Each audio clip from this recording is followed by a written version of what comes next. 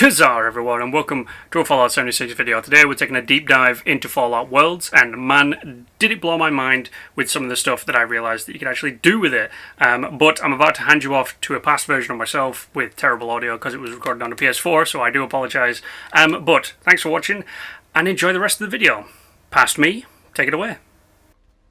Righto, thanks past version of me, or future version of me, for giving that little intro. Let's actually have a look at Fallout Worlds. Now, there is currently going on the Happy Builder limited time thing, which I guess is a way to introduce everyone to it. I don't know, I didn't really notice that, but I have already set up a world. As you can see, it's called Test. But before we jump into the world and have a look at some of the interesting stuff that you can do, I think it's time we actually have a look at some of the settings, because this is a deep dive, as I'm calling it. So let's actually have a quick gander, shall we? So when you actually set up a thing, you can edit its name, world settings, description, and its world image, which is just all this kind of stuff for a bit of fun. But we want the settings. That's what, yeah, it's what we want. So the general stuff has kind of got, you know, everything. I have mine set to clear, but you can have it default, quantum storm, dark bog, well, that's a quantum storm with rain, sorry. Yeah, there's a bunch of stuff, like two that I've never seen, the Ash Storm and Searing. So I'm quite tempted to put them on at some point, but I'm going to leave mine on clear. Now my jump height is nuclear, which gives me plus 300% extra jump height, and my fall damage is 0. But you know, you can set everything to some different stuff. Like I could basically jump for 300% and then take 500% damage. It'd be a bunch of fun. A lot of the other stuff is kind of the same that you'd expect. If you've played any PC games that have a map editor, it's your bog standard kind of stuff. You can set free fast travel, which is great if you discover all locations, so you can just go to places you haven't been yet, which is kind of cool. Visual filters kind of make sense. Jump AP cost, I've got mine on 0, so it costs absolutely nothing.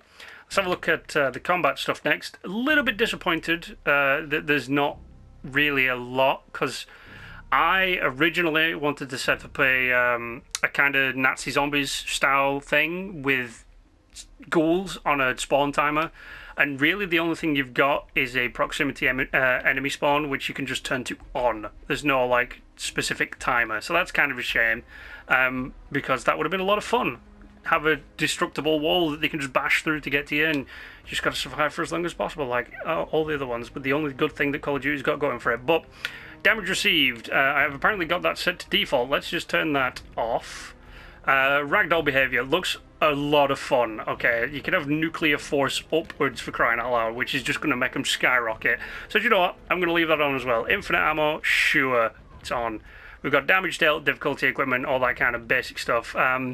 Proximity of enemy spawns is the only thing that they've got, and you can turn legendary effects on and off, which is kind of cool if you were doing PvP, like a team-based PvP game that you wanted to do, so it was red versus blue. If you turn that off to, you know, whatever, always, or default or whatever, and then you've got just your legendary mod effects off, it means you can have a standard, nice, simple game. So that'd be kind of fun thing to do. And then the workshop stuff, which is kind of cool. So the camp power, you can have it always powered, so you never have to link anything up with lights, or just default as I've got it, because I kind of like having the wires between lights, which is what I meant to say. Free workbench crafting. Basically you can craft anything in any workbench, but Bethesda are smart and have made it so whatever you craft in Fallout Worlds, you can't take with you, so don't go try cheating the system on that one. Relaxed building restrictions. Yeah, this is a thing that basically just means you can float stuff, because there's something I have set up in this to show you the max height, which I have set to nuclear, and Jesus Christ is it tall. Free building on as well is pretty good. It basically means that nothing costs resources. But let's actually just jump into the game, and I'll show you what I've built, and just how tall you can actually build in this thing, because Jesus Christ is it tall. Okay, so we are in the world, and I'm going to just obscure a little bit off to my right for the minute. So what I've built right here is a outside of Vault 76, a little welcome center, which says, you know, come on in, take a seat, and all that kind of stuff. I'm trying to obscure this wall that I've built on my right, because it's the build height, which I don't want to show you quite yet. But as you can see, the jump height, pretty damn big. You can still jump about, I'd say, with marsupial is, I can jump with marsupial to about here. So the increased build height is, the increased jump's not really that much for people with modifications on. But I also decided to build a little rice paddy area for foodie food. And then down here, which once again I'm still trying to obscure that right section right behind me, I built something called stock and trade, which is just a little place. I wanted to test out, you know, how it would let you build. And the cool thing is, you can actually just build crazy amount of stuff. So if I go to crafting, I can just build an infinite amount of these brewing stations, ones that you couldn't build infinite amounts of. You can just have a bunch of fun and build whatever you want, which is basically a big ass game changer for people in the building community like me, because now that I can build stuff like this, and I can literally just build them floating like this, so many ideas are coming to mind. I'm already in the process of like thinking up like a Mario style platformer and all this kind of fun stuff, like Takeshi's Castle. Just stupid little games that you can build, which would be absolutely great. But what I do want to show you is, well, first things first, infinite ammo. I'm pretty sure, yeah, so that's actually counting down, but I can't reload, which is quite interesting. Let's actually have a look if it's affecting my weapon's durability. No, but let's take something simple like a quad cryo. Let's see what happens when I burn through 100 of that. Which, I'm actually quite curious, will I reload or will it just tick on down to another one? Because if it just ticks on down to it, you actually reload. Okay, I was expecting infinite ammo to, it's just the infinite ammo in your clip. Oh, okay, that's not bad. But here's what I want to show you, and it is the build height. In fact, that's not what I want to show you right now. What I want to show you is actually the radius of the build radius, because I've actually increased the crap out of it. So, originally, I placed my camp little item right here. Okay, right there. I've got it set up right there right now. And the build radius is pretty damn big. It's not as big as I thought it'd be, but it's still pretty damn big. I'm going to have to, once again, obscure that because I'm trying to hide it for a second.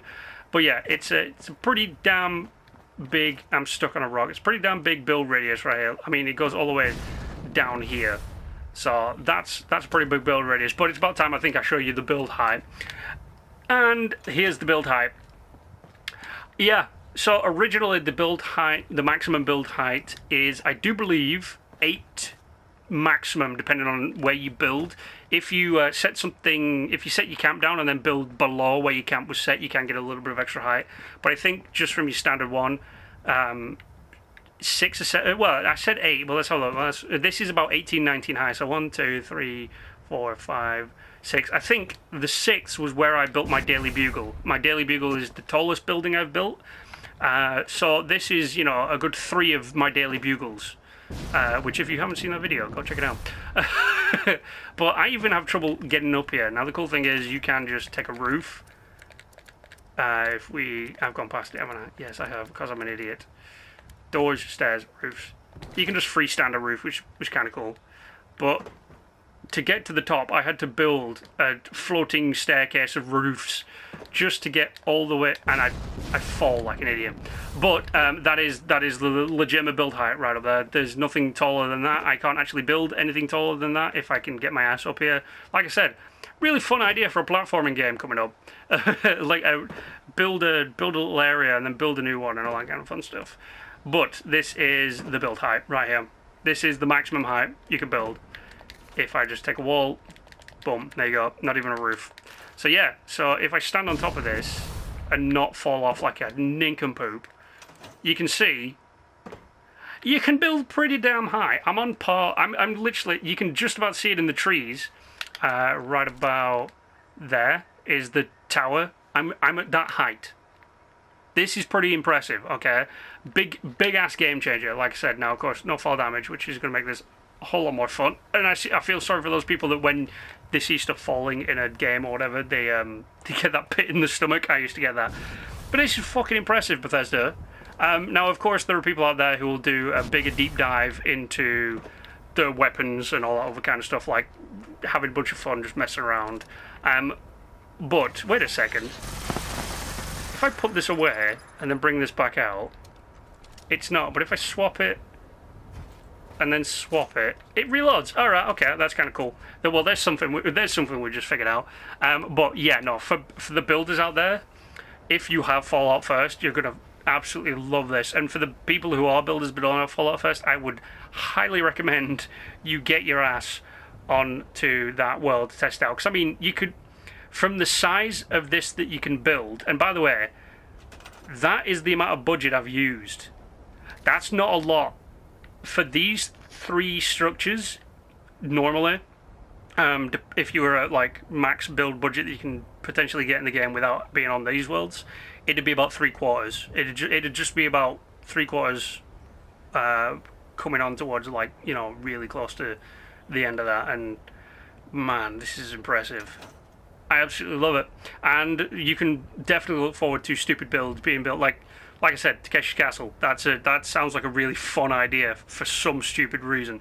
Building a side scroller, just all this stupid stuff that you've always wanted to be able to do in the game but couldn't do because of the building restrictions. Gone. Have a bunch of fun with it. That is my take on Fallout Worlds. It's massively impressive. Do I wish some stuff was better? Yes. Do I think that there will potentially be more coming to Fallout Worlds? Hells to the yes. This feels like a teaser. It feels like they've got way more shit coming. But I'm a builder, so I'm only going to check out the building aspect of this. There's probably other things that people test out as well. Do I think it'd be a way for people to get back into Fallout? No.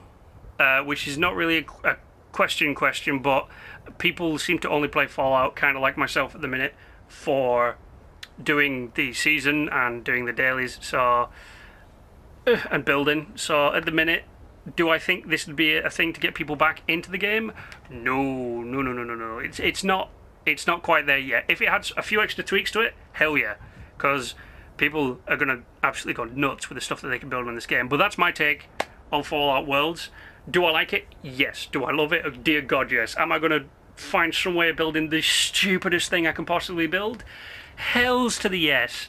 But that's it, ladies and gentlemen. I will hand it over to a future version of myself, who will do the outro. But Fallout Worlds, seriously, if you have Fallout first, I'm looking forward to some of the crazy stuff you build. If you don't have Fallout first, jump on that limited time thing as much as possible and have a bunch of fun. But I'm going to hand it over back to myself in the future. I'll see you guys in a bit. Like I said, ladies and gentlemen, gobsmacked by the fact that you could build that high and you've got that wide of an area. If you could find the right spot, you could build the perfect thing, especially around a building, which would be a lot of fun.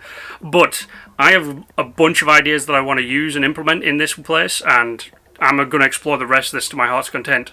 But thanks for joining me for a nice deep dive into this new part of Fallout. And as always, go ahead, like, share, and subscribe. And until the next time, stay awesome.